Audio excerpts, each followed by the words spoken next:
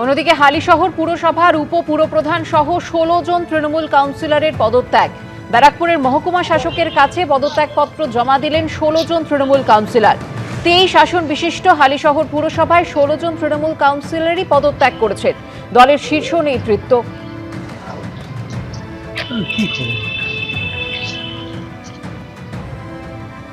সারা বাংলাতে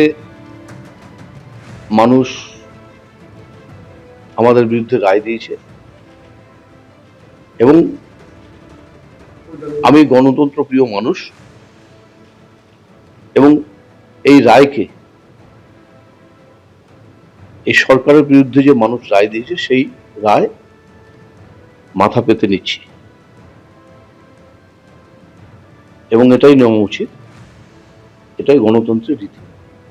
কাউন্সিলররা, দলের সভাপতি প্রবীর সরকার, আমরা আলোচনা করলাম, আলোচনা করে একটা সিদ্ধান্তে আসলাম যে যেহেতু মানুষ রায় দিয়েছেন, এই রায়টা মাথা পেতে নিয়ে আমাদের পদত্যাগ করা উচিত।